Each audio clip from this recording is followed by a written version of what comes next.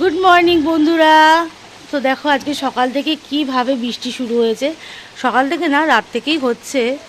গতকাল রাত থেকেই তো বৃষ্টিটা হচ্ছিলো, তারপরে যাই হোক তাও একটু বন্ধ হয়ে গেছিলো। আর আজকে তো একদম সকাল থেকে ভালোই মতো একেবারে নেমেছে শ্রাবণের ধারা। তো আজ থেকে তো ছেলেটার পরীক্ষা, সেই জন্য চিন্তা করছি যে কি হবে, সেকেন্ড হাফে পরীক্ষা দিতে যাবে এই বৃষ্টিটার মধ্যে, সেইটাই চিন্তা করছি। তো এখন সকাল সকাল চলো, চা হয়ে গেছে, চা খাবো। আর এই দেখো এইগুলোতে কিন্তু তোমাদের দাদা জল দিচ্ছিলো, এই গাঁথনিগুলোতে এগুলো তো হয়ে রয়েছে। আর এই পাশটা তো অর্ধেক হয়েছিল, তোমাদের কালকে দেখিয়েছিলাম। এটা আবার দাদারা আসবে, এসে আবার হবে। আজকে এখন কাজ বন্ধ থাকবে দুদিন, কারণ এই গাঁথনিগুলো শক্ত না হলে কিন্তু এই যে এখান দিয়ে প্লাস্টার করবে যে বাঁশগুলো, করা যাবে না, সেট করা যাবে না।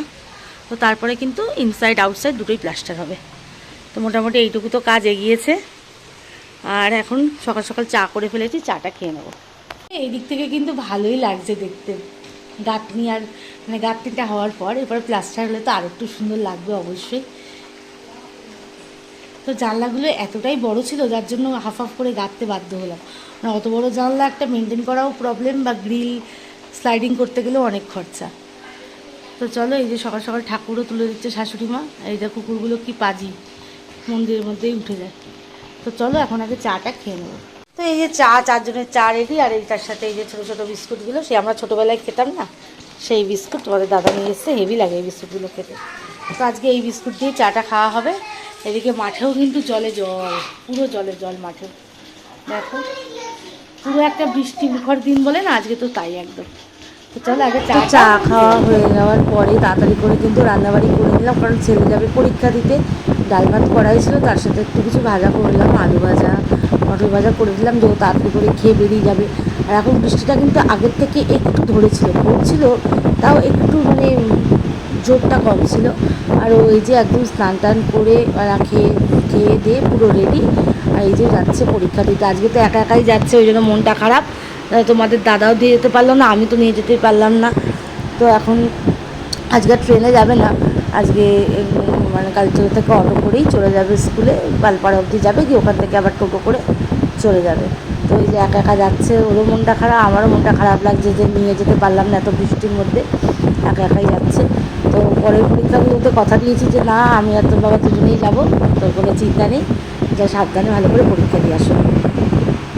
যেহেতু সারাদিন বৃষ্টি আর হচ্ছে শ্রাবণের ধারা, সেই কারণে খিচুড়ি তো আজকে হতেই হবে।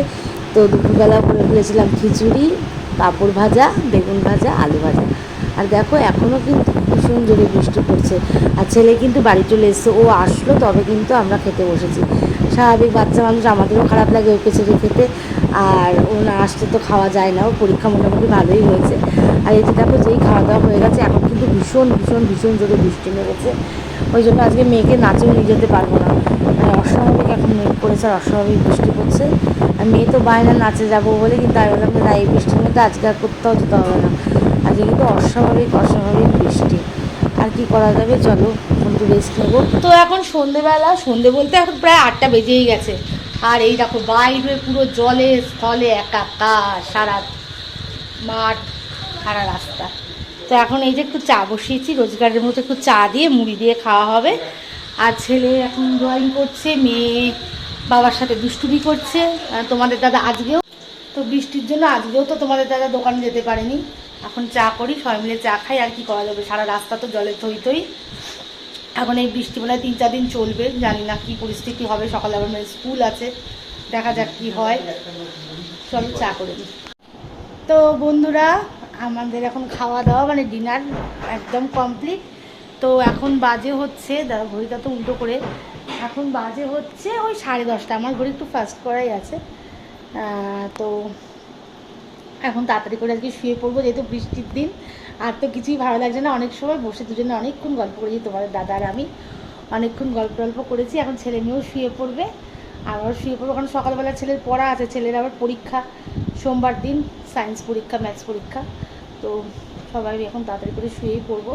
আর মেয়ের তো স্কুল আছেই, আর বৃষ্টির দিন আর কি করব।